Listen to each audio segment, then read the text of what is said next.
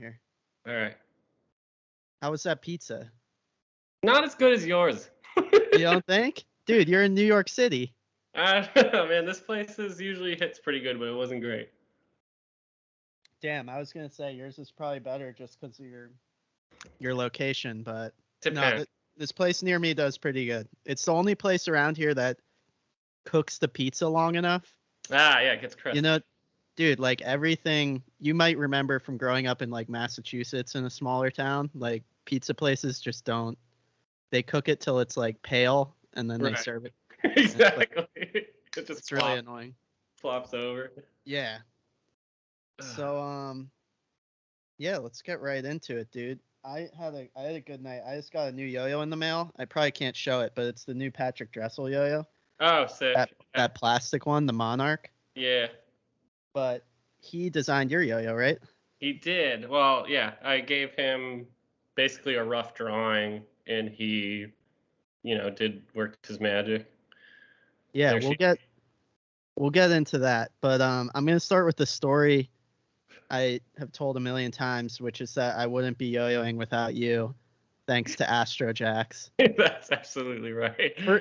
Right off the bat, how crazy is it that Astrojacks forum had they allowed you to upload like as many photos as you wanted? It had like unlimited data. Yeah, it was like Flickr all built into it. Like everyone had their own gallery of photographs. It was really insane. It was. That was my first introduction to like the forum thing.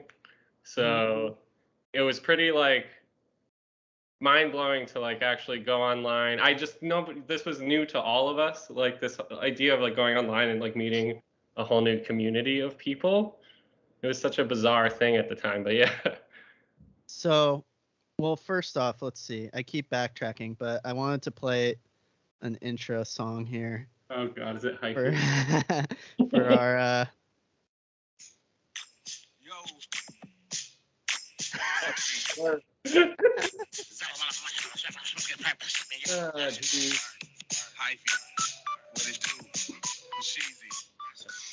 That's my word. Super hyphy by Keek the Sneak. This is Radio Yo-Yo with Brian Cosky. We'll get into the hyphy thing later also.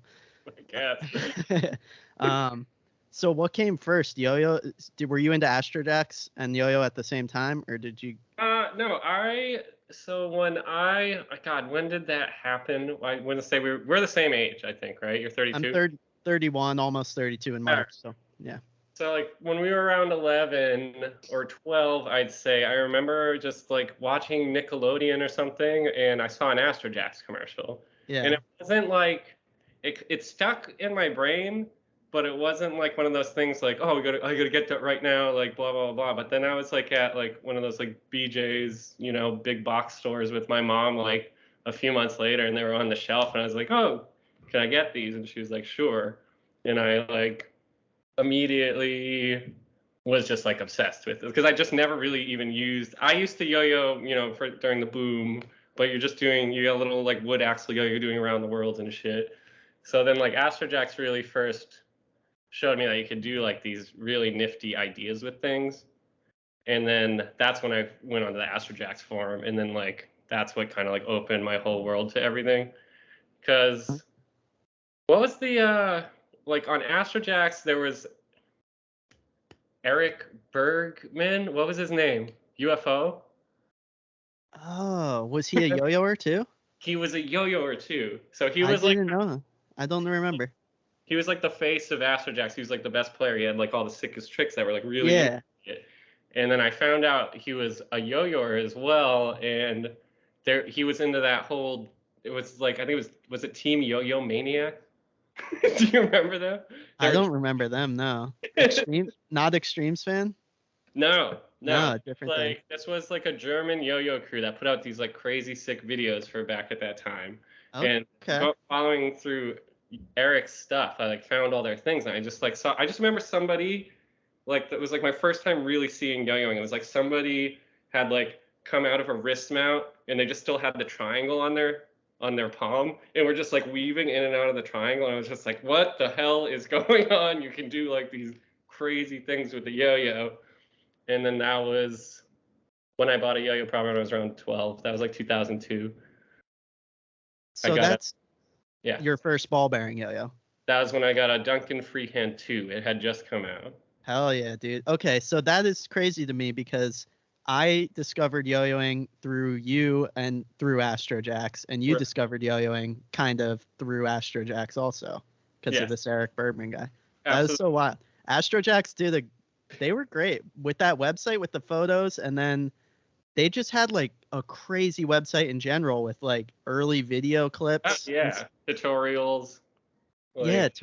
Like a whole trick list you could learn, and it was killer, dude. I was the same way, except Randy Shreves got Astrojacks first. He just got them at Walmart, like randomly, and then I got them too, and then we were like Astrojacksing like crazy, and then I just somehow discovered you posting and went to your profile, saw you had a Spin Master 2. It was the red one. Yeah.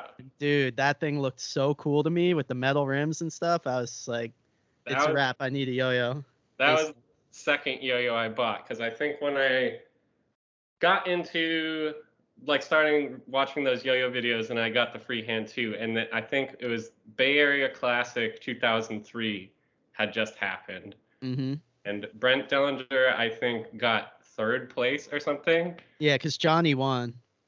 That was the year he did. He sweeped, did the sweep of the regional and the national and the world title.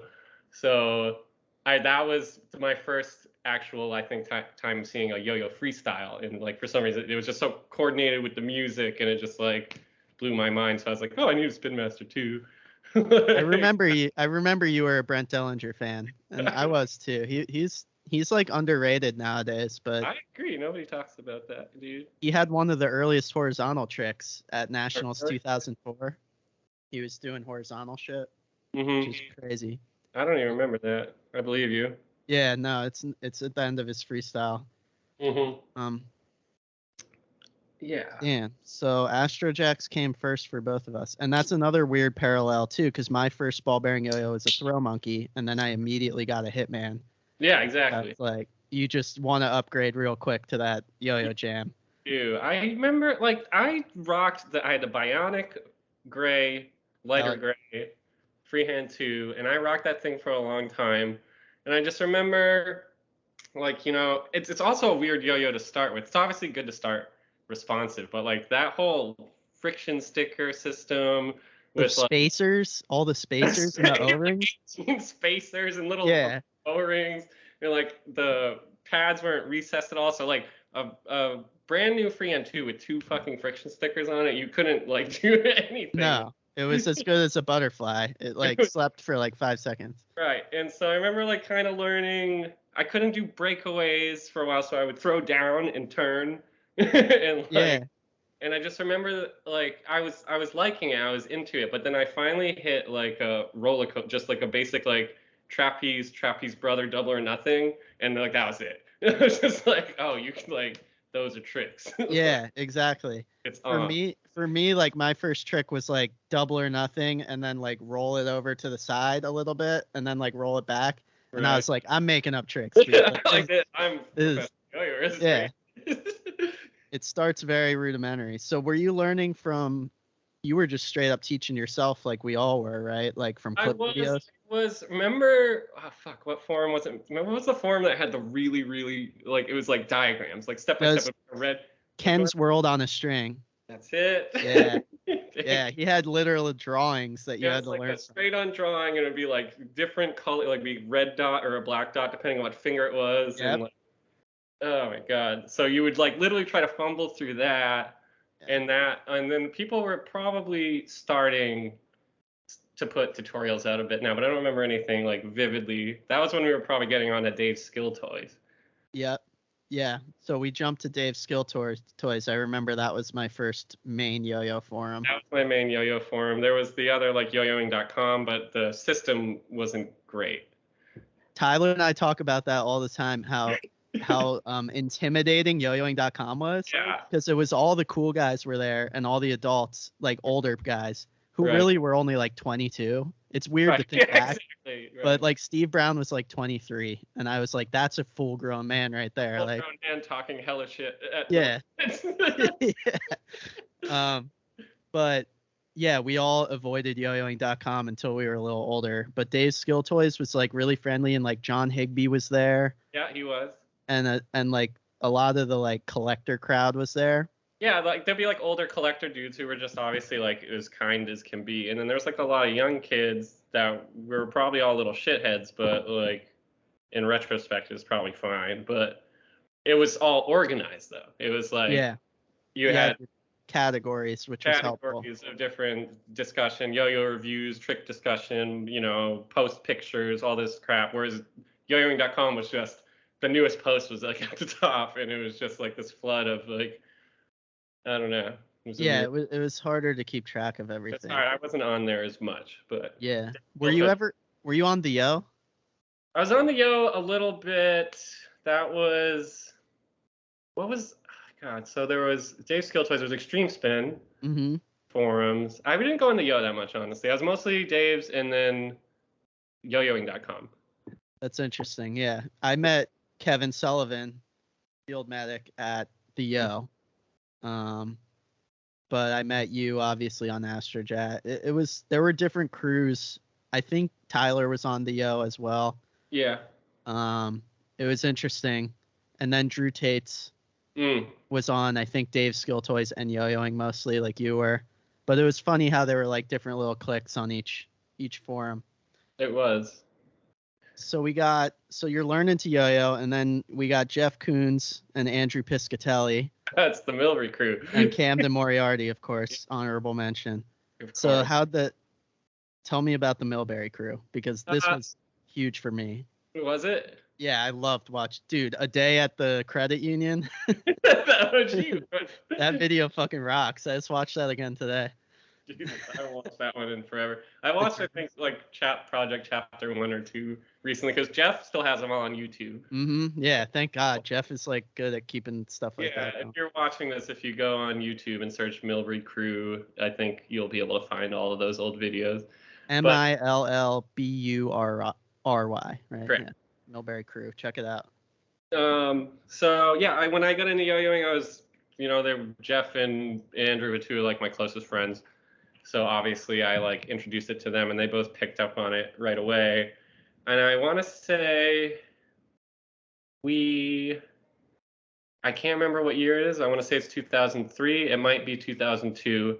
We actually saw that like Mass States or Northeast Regionals. It was Northeast Regionals was happening. And we actually got one of our parents to drive us out to it. And that was the first time we were like into yo-yoing, like, 3 or 4 months at this point. And we go to like NER.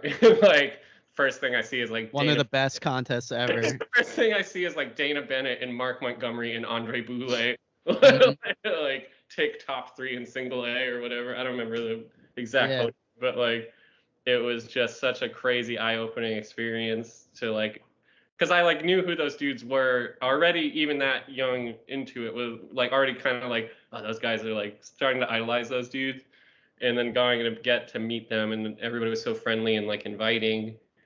That was it. They told us about Dog Bite, which was like the monthly yo-yo meeting that A to Z used to have. So then, God bless, like our parents, we would rotate. My mom would do it once, Jeff's would do it once, and Andrews would do it. How far of a drive was it? It was like an hour and 15 minutes, like on a weeknight to go drive an hour and 15 minutes, like on a weeknight to go yo-yo for like an hour and a half, and then drive an hour and 15 home. So like Holy shit. One of our parents would just like come and like bring a book, because it was like in this gymnasium, and like just bring a book and like sit and read while we all just yo-yo like idiots. God, that was like really the biggest thing. That's amazing, dude. And Tyler and I talk about that all the time too. How back in the day, like yo-yoers would travel hours to hang out with other yo-yoers. And nowadays people are like, oh, you're half hour away. Maybe we'll hang out eventually. But like there are yo-yoers all over Philadelphia, which I'm an hour away from, and like all over New Jersey. And we're just like, yeah, we'll hang out eventually. But like all of us though, like think it's like all the way from like Maine, Dana and Brandon Baines, like down to you guys, like Tyler and you, like down in Pennsylvania, and everybody in between, like we're like a tight knit crew during that time, even though we were fucking like 7 hours from each other total. Like, yeah, I would just beg my dad to drive me 2.5 hours to Delaware to hang out with Tyler for one night at a yo-yo club. Like, right. it was just a different. We went hard, dude, to hang out with other people, but it was so much fun. So you were super lucky to have A to Z up there. Yeah, it is. It's huge. Andre, like I would consider Andre like literally a mentor for me in my early years of yo-yoing, if not latter years in yo-yoing through Worlds and stuff. But yeah, so after that, it was like pretty much on for us, and we started. Jeff was getting into like doing videos, and we started filming. We did that. The bank. Andrew's mom worked at the credit union. Yeah.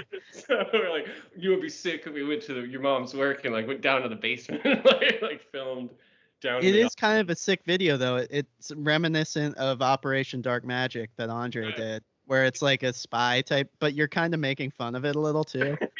So I thought it was like very funny when it came out. I'm like, these kids are kind of giving Andre shit a little bit, but yeah, the tricks are good. They're always solid. I don't remember what that one was like. I haven't watched using that a Flux in it. It's crazy. A stock Flux. Like, it's a terrible yo-yo. Worst yo-yo, but I love it. Wait. You got one? Oh, hell yeah. Here she is. Damn, that's the same Flux. That's insane. The exact same one. That's fucking insane. So that was obviously your first anti-yo. Yeah, obviously. I remember this came out in Christmas. I think 2004 Christmas or 2005. That's when we were doing the Millbury Crew stuff. That makes sense. So yeah. I went to Worlds 2004. That was the first Worlds I went to. You were at 04. Holy shit. I didn't compete. I went literally just to spectate, but I still have the t-shirt to prove it. Wait, I just realized I'm a dumbass. I was there too. I was like, wait, okay. 05, yeah, I was at 04, 05, 06, 07. Yeah. 04 was my first yo-yo contest ever, so NER was your first, but I didn't see a yo-yoer in person until Worlds 04. Oh yeah, so you saw the best yo-yoers. I saw Yuki Spencer do his. Actually, I had to leave. My dad was like, if we're going all the way to Florida, we're gonna do like other stuff too. Yeah, right. So they used to do 1A finals on the Sunday, the final day. And my dad was like, we can hang out Friday and Saturday, but we're leaving Saturday night and doing that. So I missed 1A finals, but I got to see 5A finals. I got to see Makoto Nagagami do some crazy shit, but I'm still pretty bummed I didn't get to see curly hair Yuki that era with the Mars Volta. Oh my God. Yeah. With the yellow night moves too, or whatever it was. Yeah, God, it was the night. I think it was the night moves. Yep. Yeah. So that was I was the same way though. I didn't even do sports ladder or anything. I just was like hanging out. No, but it was. I wonder if I met you there or not. I would imagine so. I would think so. We must have crossed paths at least because we were talking. I think we were talking at that point. I would find it hard to believe that we didn't like communicate with each other. Yeah, and I remember meeting like Houdini, and Did Houdini do the mod contest? Houdini. I don't think he ever modded. That was more like Seth Peterson and them. Yeah. But Houdini did he just had an amazing Diffio collection. Oh, that's right. He would do he was one of the earliest tutorial guys. He did a how to bind video that is a huge deal. Nice cat. What's that? Yeah, it got kitty. I'm waiting for one of mine to come over. You can sit with us. Yeah, so Worlds 04, that was did you go alone or did Jeff and anyone else go with you? I think Jeff went. I can't imagine he wouldn't have. I don't think I would have. Yeah, it was definitely that year. I feel like Jeff went with his family and they had their own thing going on, and I actually stayed with him at a resorty type place outside, but we just spent the whole time at the Rosen Plaza. That was the thing about Worlds that was so funny. It was in the middle of summer and it was 118 degrees out with 112% humidity, and you just there was no point in going outside. No. So you're in this hotel. You live in that hotel because there's nowhere even to eat nearby. There's a Pizza Hut. The only time I left, like, literally the only memory I ever have of leaving the Rosen Plaza Hotel at Worlds was that year that Kia of Antio took us all to Hooters. Oh, right on. That's the only time. I don't know if I went with that. I remember him taking me, and I don't know if you were there, to Pizza Hut before our freestyles in 2006. I don't think I went to Pizza Hut in 2000. Yeah, I went to fucking Pizza Hut. It sucked. But because I was like nauseous, dude, because I was so nervous. I had to freestyle in like an hour. I was like trying to get something in my stomach, but I just like couldn't eat. I was so fucking nervous, dude. It's rough, dude. We're competing at Worlds is it's scary. It's fucking scary. I'm normally get stage fright, but like, yeah, that shit. It's not even like, it's just like the longer you have to wait, the worse it is. You're like, I just want to like go now and just get it over with. And so it's like, if it's 2 hours away, it's an hour and a half away. It's like the whole time you're just there's there. A lot of anticipation. Washing your hands with dish soap every 30 seconds because your hands are getting so fucking sweaty. Right. It's the worst thing about competing. Sticky hands. Absolutely, dude. I always was I couldn't bring myself to wear gloves because it looks so corny. I couldn't. But like, dude, that whole thing is sticky hands. That's all of like competitive yo-yoing. Yeah. If you can keep your hands dry somehow, like you're gonna win some contests, dude. Like, exactly. I could not do it though. I was a sweaty motherfucker. But yeah, same, dude. how did you get? Let's go back to Anteo a little bit. Okay. Because you got on before I did. I think so. I think me and Kevin were the first two, right? Yeah, I think so. And Simon? Shortly after. When they went to England, right? Yeah, remember, Simon was in England. Did somebody like complain about a bait or an eats it being fucked up, and Keo went to England to like go fix it himself? Yes, that is a great story. I'm pretty sure Simon Welsh, who became a Hearthstone commentator professionally later in life, he had a wobbly, like everyone else had a wobbly Flux, because like they all wobbled. Right. And I guess he emailed Kia, and Kia flew out to London or wherever he was and replaced the yo-yo and put him on the team when he saw how good he was. I forgot all about that. That's the kind of shit when people talk about Anteo. That, and do you remember there was a monk on the team? I do remember that was a brief thing. Holy shit, who was that? It was some guy in Texas, and I can't remember his name. Holy shit, I forgot about the monk. But like no one ever saw him. But Kia's like, yeah, I know this monk. He lives on a monastery, and he's on our team. And we're like, okay. Yeah, that's fine. So what did I do? I got the Flux. So yeah, let's go back to the Flux. Yeah. I got the Flux at Christmas. That was my first metal aluminum yo-yo, I think, right? Right. Probably. Unless you had like a good and evil or something. I did have a good and evil, but I got that one later. I think I got a good and evil 2 at Worlds one year or something. I remember that purple one.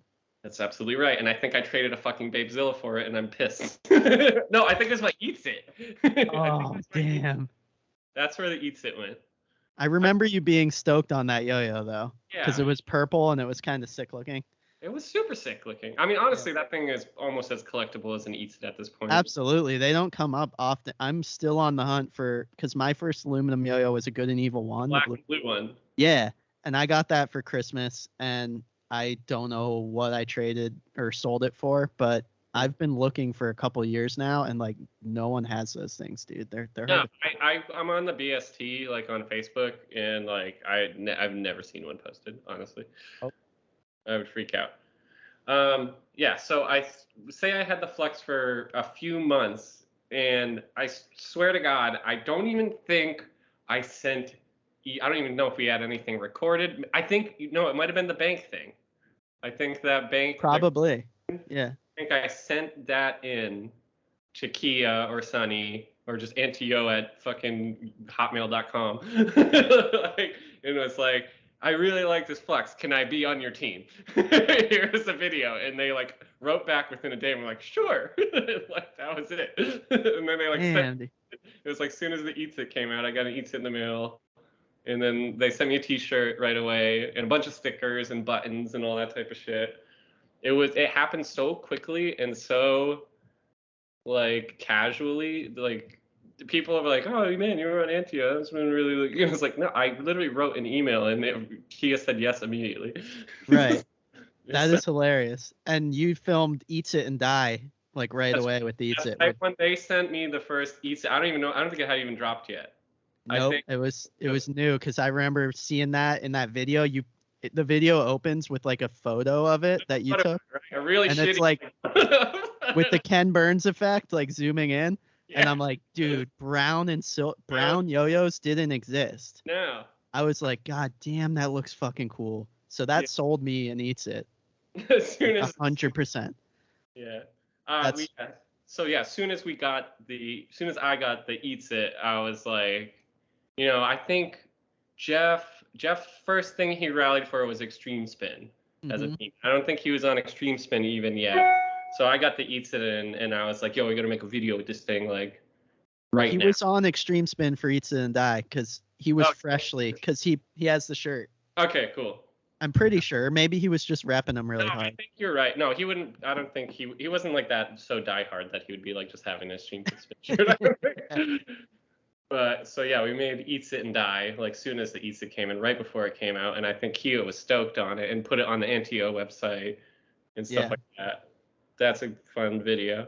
It was a great commercial for the Eats It, and it was just it holds up. I watched that today too, and it's Jeff Yo-Yo Punk doing a lot of 5A and stuff in it, and then you're just doing sick 1A. 1A, in like a really tight green track jacket. Yes, yes. That looked fly at the time, though. Oh, it did. That's great. Yeah, and it's still that we've pretty much come around. Like you could wear that now, and it would be for sure. It would be fine. Extreme Spin, for anyone who doesn't know, was just another yo-yo store, but they had their own team. They were the only yo-yo store with I guess Infinite Illusions kind of had a team. What was the kite store in Hawaii that had all? Ooh, I don't know. The original THP? Yeah, right. Team High Performance, wasn't that like a kite store or something, or am I high? I'm not really sure what they were, but that was like a very early yo-yo team for sure. Yeah. But Extreme Spin had like some good players on it. Yeah. Like Dave Poyser was on it for a while. I think people were allowed. It's kind of like skateboarding. It was like they could have a yo-yo sponsor and then you have a shop sponsor. So right. I think it was okay to cross there. So I think they had some sick people on there. Some of them did cross, but then some were only on Extreme Spin. And the cool part about that was you could use whatever yo-yos you wanted. It was like having like an open sponsorship. Yeah. So you get a lot. You get to try everything and you can film with it, which is huge because like when you're tied down to one yo-yo company, it can get boring sometimes. Right. But so yeah, Jeff Koons, your buddy, who was called Yo-Yo Punk on the forums, he was on Extreme Spin. That's right. That was sick. He was both you guys were big influence. He had the big mohawk for a while. He did. Right. Yeah. Yeah, he was big on like the alternative styles, like mostly 4A and 5A. Yeah. He was really good at 4A, I remember. He was really good at 4A. He would like always place or always made freestyles at Worlds and stuff for 4A. Yeah. So Eats It and Die made me buy an Eats It. I had a Flux too, but I was like, this yo-yo kind of sucks. This yo-yo's terrible. But I didn't give up on it. I was like, all right, Brian's on Antio now. The Eats It looks sick. It's clearly a good yo-yo because you're doing good tricks with it. That was like the mindset. It's like not realizing if you're good enough at yo-yoing, you can use any yo-yo. Right. But I got an Eats It anyway, and it was sick. It was a huge improvement. It was way better than the Flux. It still sucked. Yeah, it still kind of sucked. It still wobbled.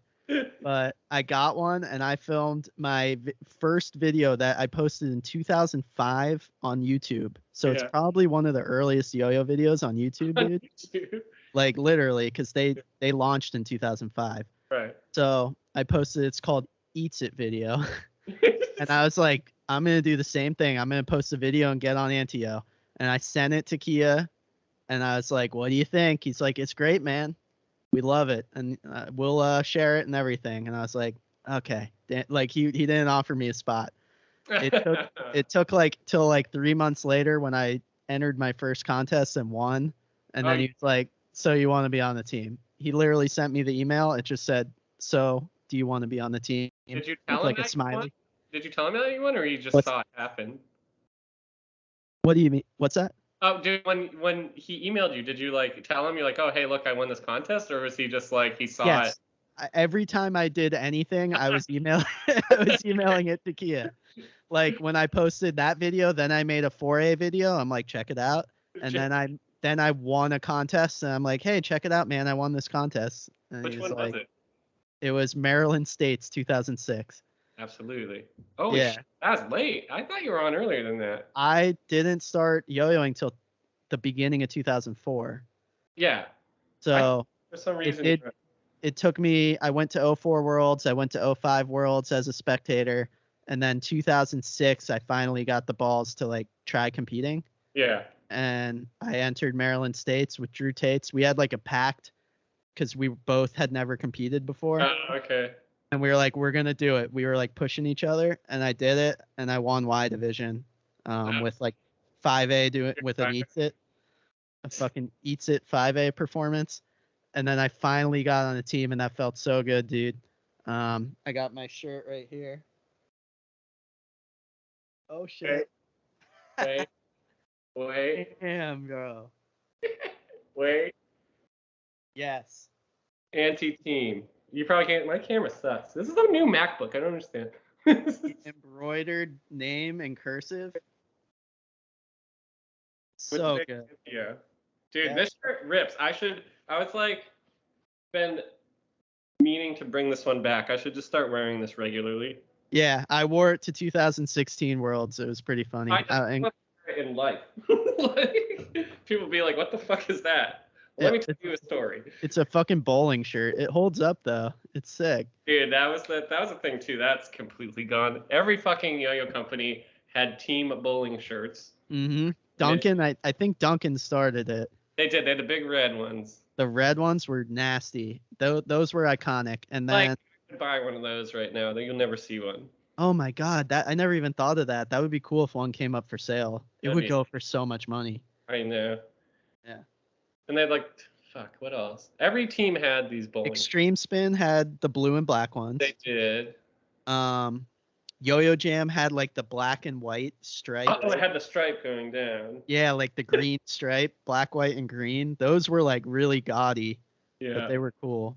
I think everybody had them. Yeah. Yeah. Who else? Yeah, whatever.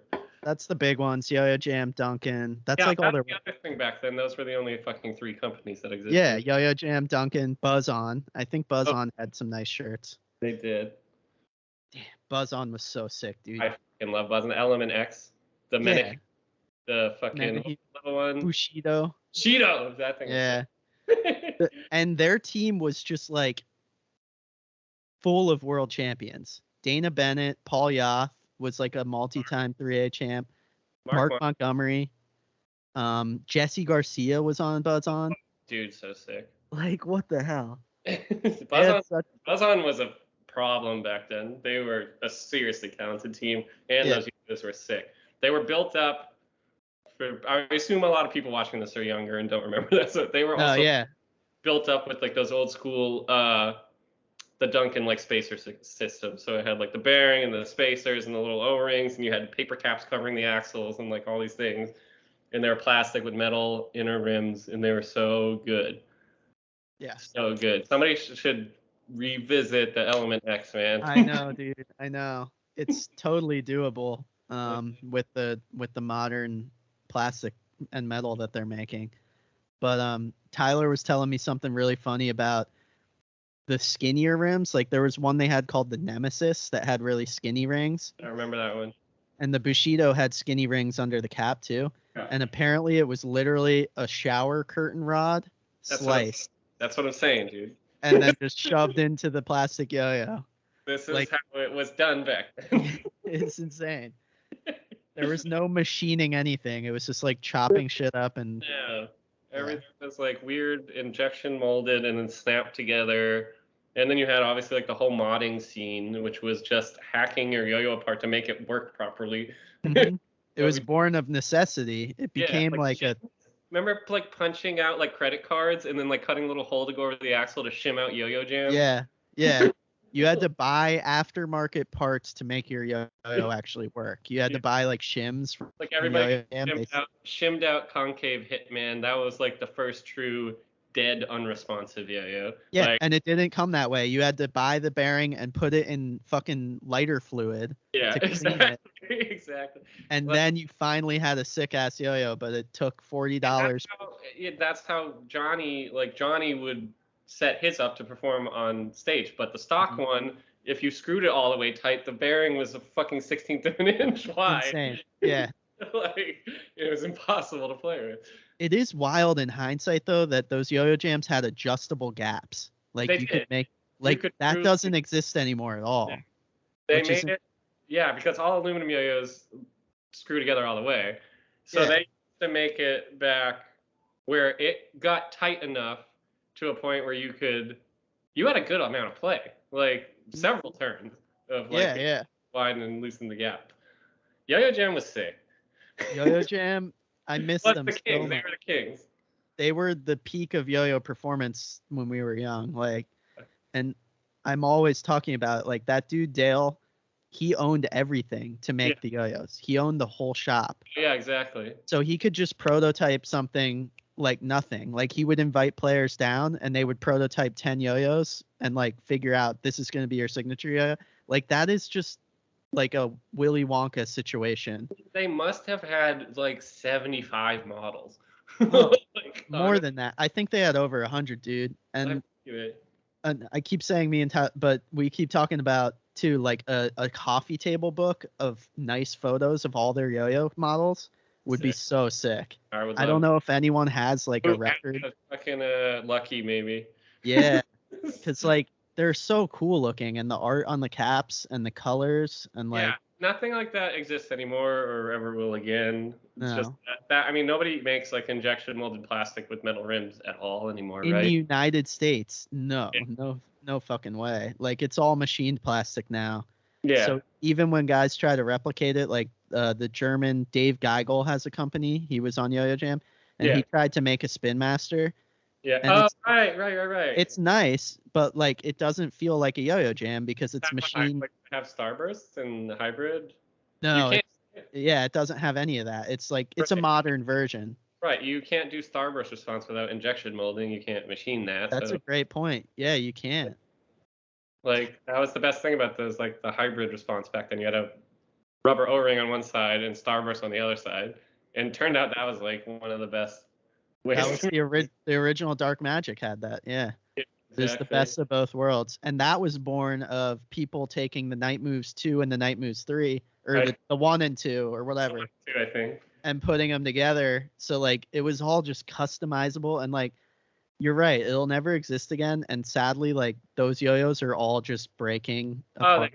I don't know if you saw. I think I was texting you, but when I got back into yo-yoing, 2 years ago, whenever I went back to my parents' house and dug out my old case, and every fucking yo-yo jam I had was just like you hadn't touched it, right? Like even if you don't play with them, they were sitting in a case for a decade or more. They just break. What do I have here? Yeah, like I have this. This is a great one. This is a Dark Magic 1. Wow, dude. One of those, a Dark Magic 2. In the Halloween 1 of 13, black with orange marbling. You could get $350 for that, probably. I think I put it up. I tried to sell everything. And this one has sentimental value because of my relationship with Andre. Yeah. I put it up for like $80 and nobody bid. It's real weird. If you put it on eBay, you could but don't just hold on to it a little longer. That's a beauty. I don't want to get rid of it. I like revisited that and like I'm like this. I just should keep this because that was just. I remember being really stoked on it because it was like a to Z exclusive. Yeah. He only made 13 of them for Halloween, and I'm never gonna get rid of that thing. That thing is too sweet. That's what I mean. What other yo-yo company can make 13 of something? Right. Exactly. It's insane. No. They had the best marbling and the Enyo, the glitter plastic. I'm like a little. When I got back into it, I was just like, oh man, these are going to be worth a lot of money. Happened was when I got. We'll go more into me getting back into it in a minute, but like when I got back into it, I was like really sick. Is that a Patriot? Enyo Japan Nationals 2005. Holy shit. Enyo Patriot. I just got that, dude. Oh, Really? I bought it from Japan for $20. No way. Yep. That's sick. It costs a lot more to like ship it and everything. Yeah, but it's worth it. It's like in perfect condition. So what happened? Yeah, I was just starting to experience what new yo-yos were. So I was like, oh man, I want to like try all these yo-yos, but I like don't want to spend a bunch of money. I have all these old yo-yo jams and shit I'll sell. I'm kind of regretting. I had like a Marble Spin Master 2. I had an Enyo Hitman. I had all these things I let go for probably too cheap, like 50, 60 bucks. Even when I remember you selling those and sending them to me first, and you were like, "Do you want any?" And even I passed on them. Yeah. And I regret it too, because just in the past 2 years since the pandemic, the market has gone crazy, dude. Like if you go on eBay, I don't know what happened, but like freehand zeros are like $60 now. Really? Yeah. How much is a Hyperfreehand? I remember loving those. If you had a Hyperfreehand in package, you could get $150. Jesus Christ. I used to have like 10 of those things.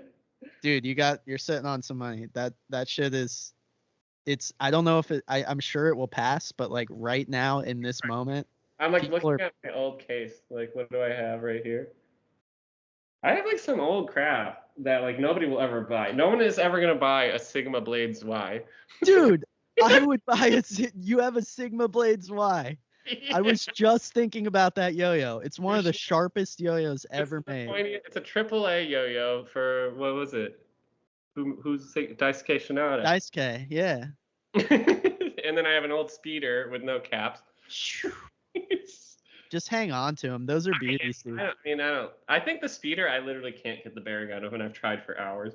Damn. Speeders are so narrow.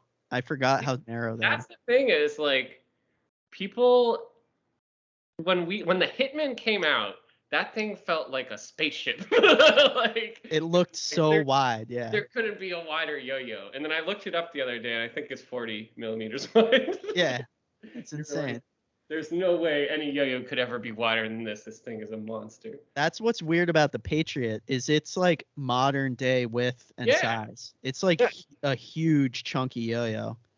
But it plays like shit with the stuff. Does it really? I mean, it doesn't play great. It's loud, I don't know how much I'm actually gonna play with it, but it's beautiful. Yeah. Yeah, I mean, they had the Big Ben back then. That was wide, but it was also too huge.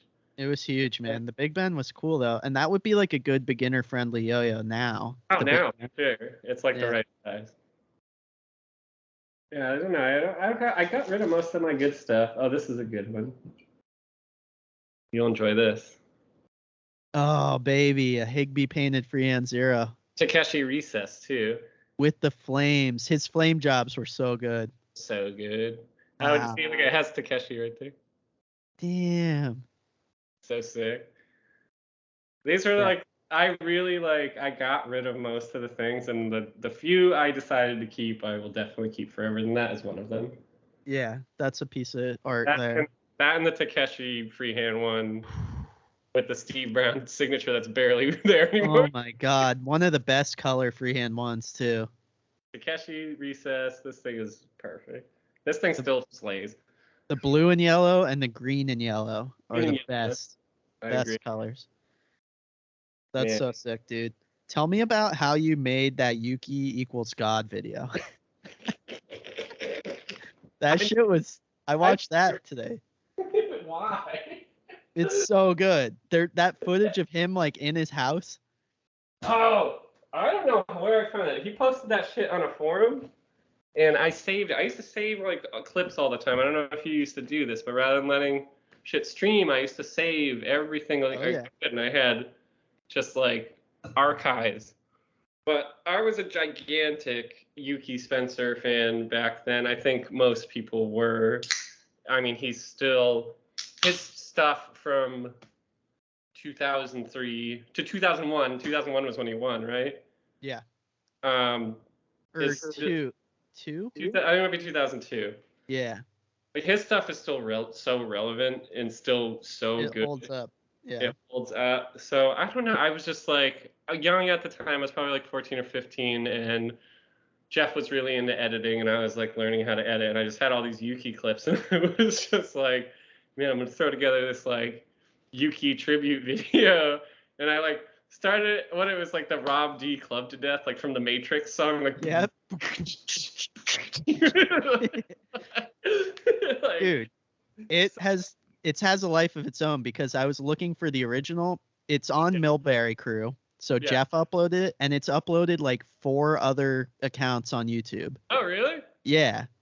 And one of them I think has like 12K views or something. I just made that just kind of like as like a fuck off video, and for some reason it became really big, and I think Yuki didn't like it. Like, No, because that's just how he is. Like, yeah, well, Yuki's a dick. yeah. he didn't love it, I remember. But then I remember I took whenever Yuki would finish a freestyle, he would like throw his hands up, just like just knock it, like whatever. Like he didn't like he'd finish his freestyle. It'd be the sickest thing I ever saw, and then he's just like whatever. And I at the end of the video, I took every clip of him and every freestyle, like throwing the whatevers, and played him in slow motion. He was like, Yeah. with like I can see why he was annoyed by that, but it is. I thought that was cool as hell because he would go like this, like, yeah, he's just give like, it up, you fuckers, like, let's go. yeah, it was just like this. It's just how he is. Yeah. That is awesome though. I was so stoked to see it still online everywhere. And then For some reason it took off and got really popular. I don't know why. David Ung has saved on his computer a really high quality version of it that he sent me. Oh, really? Because the YouTube versions, the music gets taken off. No. Yeah, so I was like, I need to see it with the music. So David Ung sent it to me today, and he asked me as a question for you, what's your favorite era of Yuki? Like what year? Oh, I mean, the one that influenced me the most is like that 2000, the Mars Volta era. Yep, 2004. I did not like. I'm not talking smack. I did not like when he got into the Thunderbirds, like body trick era. Once it was like body trick, like I just like very pure, right in front of your face 1A. Yeah. So like the Mars Volta 2002 to 2005, Yuki was ideal. Absolutely. Yeah, it was 2004 he did Mars Volta, and then 2005 he switched to Thunderbirds to try and win, and he got second. And then it was 06 he went emo. Yeah. You beat him. And then 07 he won. What was it that this David Ung brought up too? He was like, what did Brian say that year? He said, I'm the best white person in the world this year or something like that. I don't know. think I was the highest placing white. I think you were. You got 5th, right? I got 5th, and I got Eric Koloski. Who else was? I mean, Hiroyuki Suzuki. That year was weird. A bad year for 1A freestyle. So like people are like, oh, you got 5th. You got 5th at Worlds. Like it's a thing to brag about, but I got 5th at the worst 1A Worlds, honestly. I get the same shit too, because I got 2nd that year in 5A, and it was the year. That was like our year. Everybody did amazing. It was amazing. I think Simon finaled as well. That was Dana won that year. Dana beat me by a couple points, but the controversy was Makoto Nagagami didn't make finals. He fucked up his prelims, so everyone was just like, well, by everyone I mean Box Store was like, well, you guys didn't really fucking place. You guys would have got 2nd and 3rd. And I got the exact same thing because it was the same shit with Mark Montgomery. I nudged Mark Montgomery out on the sport ladder by like 1 point, and Mark didn't get to freestyle. I was the last qualifying freestyle. Damn, I didn't know you beat Mark too. That's And there was like a whole controversy. I think that was the last year they did the ladder to qualify, and it was a big part of it was because Mark got not nudged out, like just barely, like one of the best after slaying every contest that year, got nudged World's freestyles. I mean, my response was always like, dude, at least the 5A ladder was pretty fucking easy. The 1A ladder was hard. Yeah, it was fucking. Some of those tricks you should not have. Brutal. Yeah. But the 5A one was so easy that I was like, how did Makoto fuck this up? Like, this was Like I don't know. That's kind of on you. Like it's like very basic tricks. Yeah, I'm sorry you fucked up, and I got to go get second place. Obviously, I'm not hating. Makoto is way fucking better than me at 5, but I'm still proud of my accomplishment. But yeah, 2006 was crazy. Just one interjection. Nathan Chrissy wanted to ask, what are your thoughts on thumbs in Black Hops? Oh my god. Nathan Chrissy is saying that because that year when you had 2 tries on a trick in the sports ladder, and I was doing Black Hops. He was one of the judges, and I used my thumb to separate the string as you You open it up. I opened it up so I could land it, and he knocked me off for it, and I think I did hit it second time the real way, but I got into a big fake argument with him about thumbs. That was that same sport ladder where Mark fucking fucked up. This is what we had to deal with back then. It was like hands must touch Eli Hops. Dude, you would if you did a bind wrong, you'd fuck up. I think there was one where I fucked up and I just I didn't fuck up. I did the trick and I dropped it down and I did a laceration bind and people were like, nope. Dude, it's so funny you say that because I'm willing to bet any money the reason Mark didn't make it through is because of Buzz on Yo-Yo's binding. They were terrible. He missed binds. Probably. Right? Because I remember him missing binds constantly. He used that deviate 8. Yeah, he used to just it would take him 3 tries to pull up, even in freestyle. Yeah. That's probably what happened. Oh shit. It's so stupid. Think of that. It's Buzz-On's fault. It's not my fault. Exactly. It's the equipment, dude. The equipment. It is nice that we don't have to worry about equipment anymore. No, everything is fucking gorgeous. Everything's perfect. So 2006 was great. Later that year, everyone got into hyphy because of, I guess, Kia and Iji Okuyama. I don't know who started the Bape. Han was big on that. And it's very funny. Bay Area kids. That was a weird brief phase where everybody was very hyphy, and I was a fucking champion for it. Everyone, dude. I did it too. I used Keek the Sneak at Nationals 06. I used the Federation at Nationals 06. Did we both hyphy at 06? Yeah, we did. Sick. I didn't hyphy as hard as you. You had the glasses and the full outfit. I was just wearing Stussy t-shirt or something. Right. But yeah. But we were talking about that in this group chat I'm in, and David Ong just started sending freestyles. Yuki Spencer used hyphy music that year. Paul Hahn used hyphy music. Every fucking big player in the country. For some reason, the year before that, Bathing Ape swept yo-yoing. Remember, everyone was wearing Babe because all the Japanese players had it. And then that year, hyphy swept yo-yoing, and everybody had to use hyphy music. And in retrospect, I don't really listen to any. I was listening to Keek the Sneak today just for fun because I was thinking about it. It holds up. It's fun.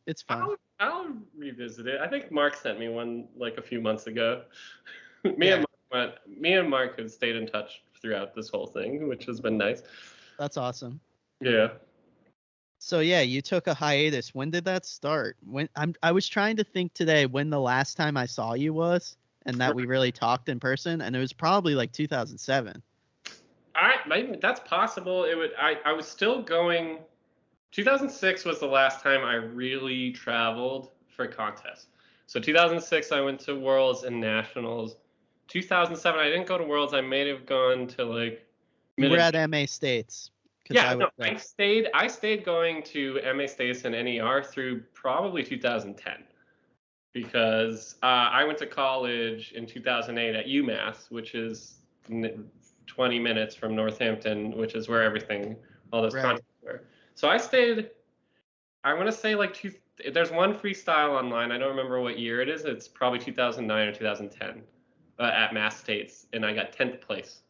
And that was the last time I freestyled. And the worst part is I got 10th place with a pretty good freestyle.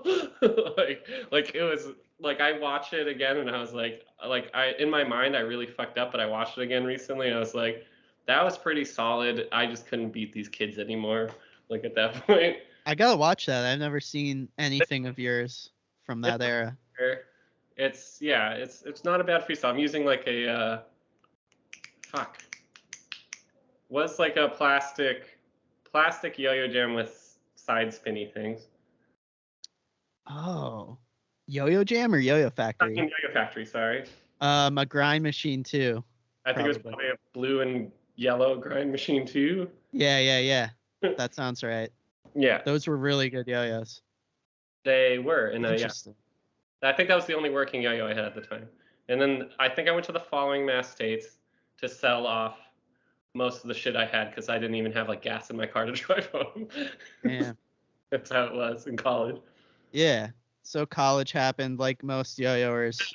Yeah, that's when I got more into making music, and I was making beats for a long time after that, and that kind of took over my life in around 2010. Okay. Was when I really started like making beats all the time and focusing on that, and that rode me through basically 10 years until the pandemic, and then that's when I picked it up again. Hell yeah. I'm glad you did, dude. I remember you hitting me up on Instagram, and you were like, I'm going to start again. I told you the funny story is that you started yo-yoing from seeing a picture of me in the Spin Master 2, and I started yo-yoing again after a 10-year hiatus because of the dunk camp coming out. There you go. That's absolutely what happened. Came full circle. I had a select few people from the yo-yo world, like you and Drew and Mark Mont and stuff, and Andre, that I like stayed in touch with through the entire time. So I had been following you, and I saw the dunk, and I bought a dunk, and like first throw, I was just like, what is happening? Because I had not played with a yo-yo made after 2012, maybe. Right. And I was like, it's so good. Like, it's so smooth. It's like, how is this real? And then I like found out like, oh, all of the new yo-yos don't vibrate and like have and feel like shit. I mean, back then when I was still yo-yoing in like 2008, 2009, it's like the One Drop Project had kind of just come out, and that was the first time any of us had felt a fucking smooth yo-yo in our entire lives. It took a professional machinist to like literally make one yo-yo and like, look, it can be done. Look, it can be absolutely perfect. Like, it is possible. Yeah. I want to know where all the Antios were made. I think they were made in the United States, but they must, from what I understand, the early ones. Fine if the fucking axles were like not the wrong size. It was the damn Diffio axle, yeah. Right? I wonder, yeah. It's so weird. I found they just didn't nail something on the machining, because like I found Antio halves, and I found like the exact axle you could buy online. So it's like a set screw, you know, and like so like it's just like the interior of the Antio and the actual diameter of the, you know, mass manufactured axle do not like each other. It was like literally a mistake. And also it was funny, I got the CAD for the original Flux from Sunny. Oh, you do? And me and Aaron were gonna do a Flux reissue together. You're talking about possibly revisiting that. Yeah, we're gonna revisit that, I think. I think we're gonna do it overseas, but we wanted One Drop to do it, and they were like, we can't do this. The walls are too thin. Like they made the walls so thin where the pads are. It's like 2 millimeters or something insane. Like it's so thin. And then there was issues with like the diameter, and I just wanted to replicate the nipple, the big fat nipple it has. And he was like, no, we're not doing it. It won't work. Like there'll be too much center weight. And I'm like, just do it. Like it's important. Like just. Oh, like he was like literally like, oh, but this just will not be a good yo-yo. And you're like, and I was like, I know, but he just wouldn't do it. So like, we're just gonna go overseas and get it done. And it might play like shit, but I want to see like a modern Flux. I think we should make it exactly how it is. Exactly. I think it's fun because I have a really sick one that's silicone modded. Oh, really? I'll have to let you try next time I see you. I tuned it perfectly, and like it plays nice. And it's like I think I would be very curious to see what it would feel like. I think it would play well. It's really cool. It's very heavy. It's like very rock feeling, like a rock, but how much is it? Is it like 66? The aluminum? Or how much is the weight? I don't know. Oh, that's a good question. I think it's probably closer to 70. No way. probably like 68 or something. Yeah, that's just fucking too. I mean, maybe we'll thin it out. Yeah, definitely. I'll have to weigh mine later. Back in the day, all of our yo-yos were 69 grams. Yeah. There's a yo-yo out right now that's 80 grams. Takeshi Matsura has a yo-yo. Yeah. That's 80 grams. Seems. So that feels like insane. you break the circulation off in your finger. Yeah. So you came back to yo-yoing and very quickly joined Static. I did. So what happened was I immediately started. It took me a while. I just like kind of liked all yo-yos back when I was yo-yoing, earlier in the 2000s, and I didn't realize until I started trying out all these new yo-yos when I got back to that is the wave. I didn't realize that I had a very, very specific yo-yo that I like, and it is an organic that's like under 55 millimeters in diameter, and it has to be under 42 millimeters wide. And I tried so many yo-yos, and sold most of them. And if you look at my modern collection now, it's like basically 10 different companies making the same fucking yo-yo, and it's a Bapezilla. Right. The pseudo and the. Yeah. So I finally I was, rifling through like all these new yo-yos. I had tried some new yo-yo factories and like all these other things. And then I finally bought a parlay. And I immediately was like, this is what I've been searching for this entire time. This feels like the yo-yos I used to play with, except way better made and plays way better. But the shape and like the feel of it on string. So I started posting on Instagram a lot, and I like admittedly now was like gunning after Aaron, being like, this was when Tsukasa was really doing the things that repeat. That was really trending during the beginning of the pandemic. So I was just posting those every day, and they were like getting popular. And I was just like, every time I would post a trick with like a parlay or a pseudo, and then I would also like take a really sick photo of it. So you swipe right and there'd be like a sick photo of it, and I'd tag Static in it over and over again. And he finally opened up the conversation one day. Nice. Yeah. That's awesome. Yeah. Yeah, he's a great dude. And it's funny, we were almost teammates again because right before you got on the team, he hit me up and sent me. Yeah, he wanted me on the team, and I was just like, I can't, like, I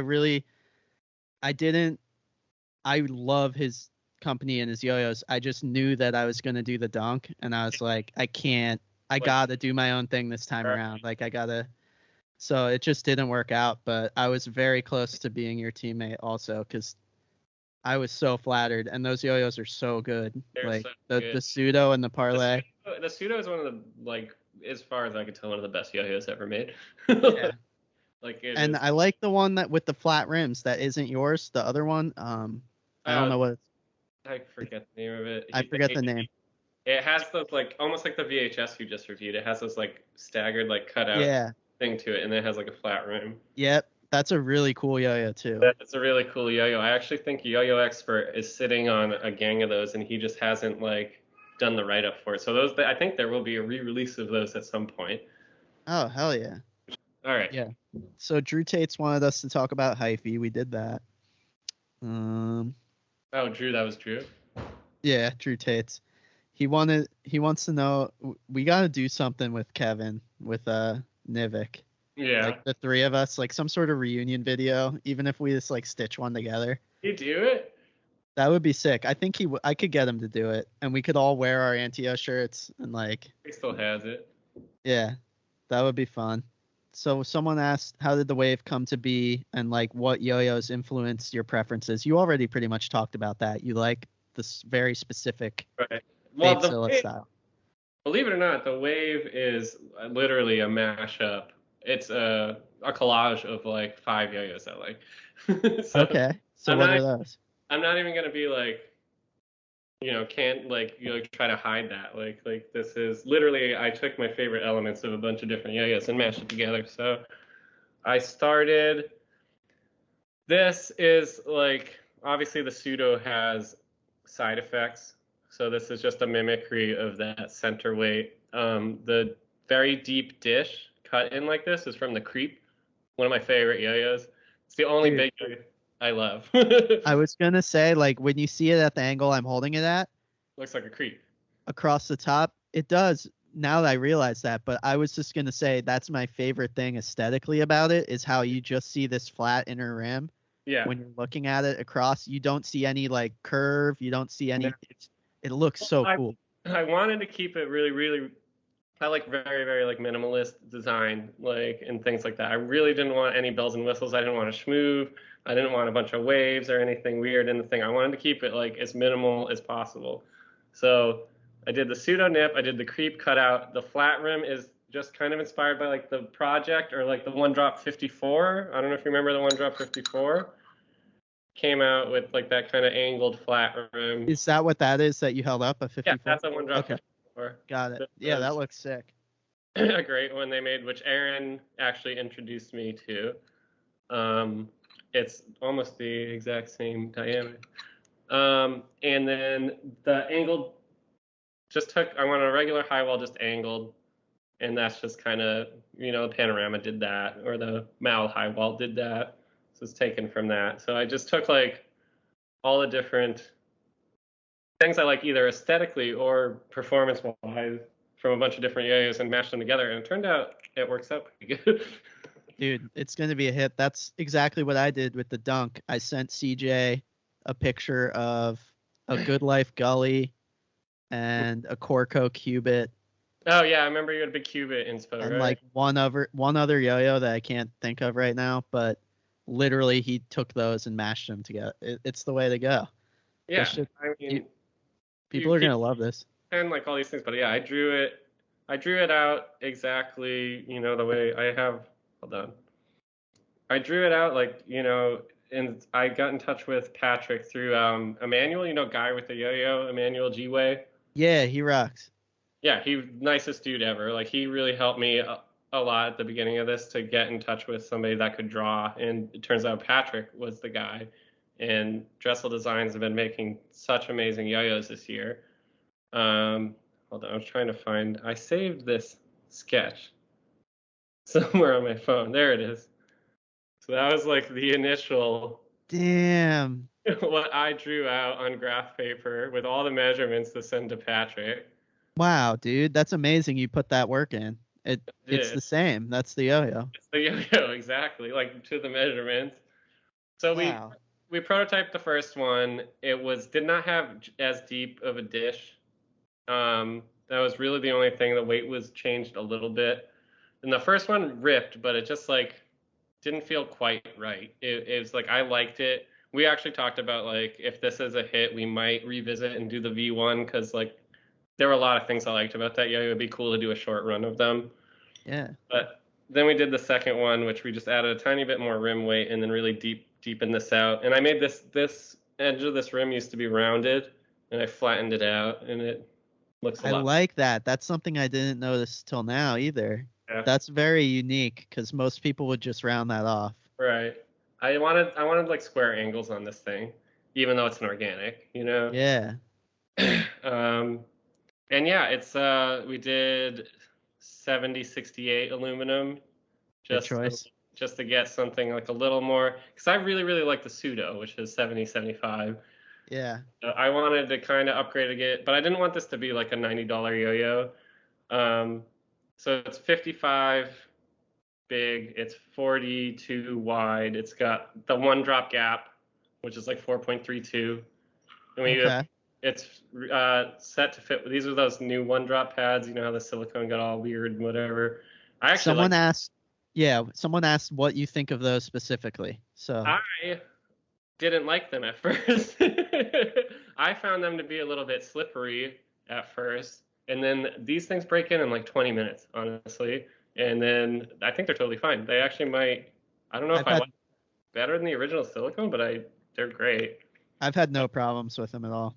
Yeah, and once the regular pads restock, if they do, they will fit those as well. And it's 63 grams, it's right in the middle, right in the butter zone. 63. Yeah, that's perfect. So wait, are these 19 millimeter pads? Yeah. Okay, so it'll fit any 19 millimeter pad. I guess. I don't know. I fucking am new to this whole. Yeah. That's what I'm trying to figure out. I don't know if Yeah. One Drop uses their own size or One not. Drop uses their own size, and this is the One Drop size. Okay.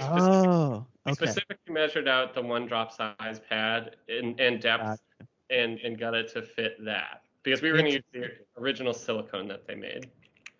But, interesting. Yeah. So I've had no problems with the pads whatsoever. I think it's great. So great. I love the yo-yo so much, dude. It's growing on me. That's the same thing with me because I was really like the first version. I got the second version and I was not sure about it at first. And then after like maybe half a day or a day, I was just like, oh, yes, this is the one. It actually does. It reminds me of the original project a lot in a way. And it's it's just a very good everyday carry yo-yo. Like it's not set out to be like for fucking 1.5 minute long combos and sideways and stuff like that. This is your all day casual thrower. It's good for regens and rejections and magic drops. I know. Is this the VHS? Yeah. That's what I was saying. I just found out about this thing. I don't know if you also noticed, like, my ad campaign, that thing that I made. I know. That's funny. Out, and then, like, I see this. I love those guys. Freshly Dirty is great, and it was not intentional at all. No, of course not. Of course not. Of course you're releasing the exact same fucking yo-yo at the exact same time. It's not the same yo-yo. That's not why I'm doing this. I'm just these are my two everyday carries right now. So I've just and they're similar in some way, like size-wise. Yeah. Oh, how wide is theirs? A little bit wider. It's about the same. How's it debearing? Debearing's awesome. I love debearing. Yeah, you don't have a rebound yet? Huh? I gotta get you a dunk rebound. I don't have the rebound. I just have the slam dunk, the slim dunk, and the OG dunk. I'll send you a rebound so that you can compare it to the original. It's pretty because it's the same except it's different metal and it's debearing. So it's like it's amazing how different it is. No, I'm excited. Like that VHS looks so good. I'm gonna definitely pick one up. I'm excited about that thing. Yeah, we have two really good yo-yos coming out here, but no, that was funny. Your video you put out was so fucking perfect, dude. Like the work you put into that is so sick. Thank you. And do you have a release date yet? We don't have it set in stone yet. I have so we did a very interesting thing, which is I wanted to help. Aaron's a one-man show. I wanted to help him out as much as possible, and he sent me basically half the inventory. We ran about 250 of these things, and he sent me half the inventory to New York, and I have. Sorry, my cat is crying in the back. No, you're good. And also, you cut out. How many did you run? It cut out. We ran 250 of them. 250, nice. Yeah, and we did 10 colorways at 25 a piece, and so he sent me half the inventory. So I've been staying late. I got them sent to my work, and I've been staying late and like putting them together. So I just got everything assembled. He has most of his inventory assembled. I am waiting on packaging stuff. My last step is going to be throwing a string on it, testing, packaging it up with stickers and all those goodies and stuff. And so I think like realistically, like ideally I would want to shoot from like second, third week of October, but it might be back another week or two. It depends because I was in talks with Andre and I want to give Andre some. Yeah. So it depends on his. I know he'll be interested. I was bummed. I didn't get this till after I came back from Massachusetts. Literally the day I got home, it was waiting for me. But I really wanted to give it to Andre to try. But I told him about it, and he was like so excited. So. Oh yeah, no, he's already fully for it. We have to just decide what we want to give him. We want to give him. We might try to do an exclusive like half swap. Yeah. Because we were putting together half swaps and stuff like that. Dude, I saw you can do a Flux one. I saw you had the pink and the You got one? Hell yes, dude. The colors are perfect. It's really good. You nailed it. I don't want to complicate inventory too much. I'm sure you've dealt with this by doing. Oh yeah. It becomes a headache really quick. Right. So I think we're gonna stick to like 3 or 4. I really like the Flux one. I think that's a definite. If there was like a signature color for me of this yo-yo, it's the navy light blue. Wow. I love this one. I've never seen a yo-yo in that in that color. Oh, dude, this navy, my girlfriend actually she's like, let me pick one of the colors, and I brought home a Pantone book from work, and she picked like this like dark slate navy is the best fucking color I've ever seen on a yo-yo. So sick. So good. That's beautiful. Good job. Probably do that one, and then we'll do the vaporwave swap, which is the pink. Yeah. That's just like wow. a lot of our kind of that me and Aaron when we met each other really vibed on. We very similar people like skateboarding and music and stuff, but like we really like vaporwave a lot, like the genre and the aesthetic. So that's like why I took that approach with that video editing for the commercial. So we got to do the pink and blue vaporwave swap because that's amazing. I'm probably gonna buy one of those. That's a great colorway. Aesthetic. I mean, I don't have every colorway here, but like this olive is great. Wow, you nailed it with the colors, dude. You sent me because I have Pantone books at work because I'm a printer. So right. I have like every color is this orange is good. People are gonna love this, dude. I hope so. I tried to keep everything very kind of muted and earthy and not primary. Like I didn't want any like primary colors. I didn't want red and blue and yellow. Right. You know. So everything is kind of muted and like a little more grown up looking. Absolutely. Everything about it. The aesthetics of the design itself, and then the colors, and then the story behind it, and the story behind you. Like people are gonna love it, dude. I can't wait to see the reaction. Thanks, man. I'm glad you got to get your hands on one. I hope you've been digging it. I'm so stoked. Playing with it every day, literally. Sick. Yes. All right. Cool. Well, we can wrap this up. We'll have to do another episode maybe where we get together with Aaron, because that would be fun. Yeah, that would be cool.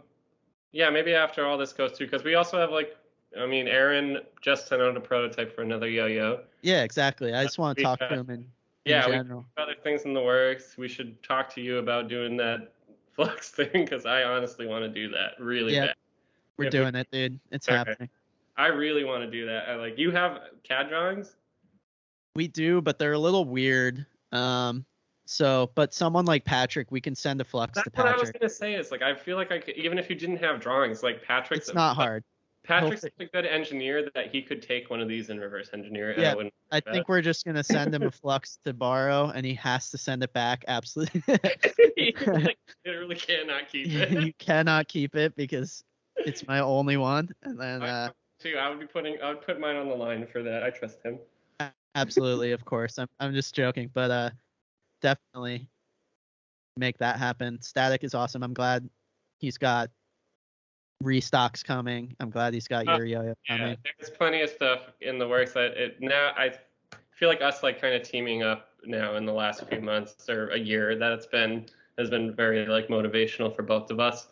And just the ideas keep flowing, and he's willing to keep rolling with it. There's gonna be a lot of stuff coming from Static, which is awesome. Hell yeah. So we got the wave coming. We got the wave coming. I got something I can't talk about coming. There are pseudos. There's another run of pseudos that's about to come out. Someone asked, where are the pseudos and parlays? So I'm glad you said that. Static, Aaron is not in charge of the parlays. That is all one drop. Okay. So you complained to one drop about parlays, but there is a pseudo run sitting right now. I think we're going to do the wave first, and then pseudos will probably come soon after. Perfect, man. That's exciting. Yeah. So pumped for you guys. We'll keep posted on our Instagram and stuff. I think probably within the next week actually to lock down a release date, but I think it'll be October, and if not, it's gonna be very early November. Dude, shoot for Halloween. That would be sick. The reason I'm not shooting for Halloween is I'm going out of town for 5 days. Got you. If Aaron can handle the initial drop shipments, then maybe we'll do it. Cool. Right on, dude. Well, thank you so much for talking to me. We talked for an hour and a half, so I really appreciate it, dude. That's pretty good. Yeah, absolutely. People are going to love this, the sneak peeks of the colorways and everything. It's great. So cool. Thank you, Brian. All right, I'm just going to stop recording here and then.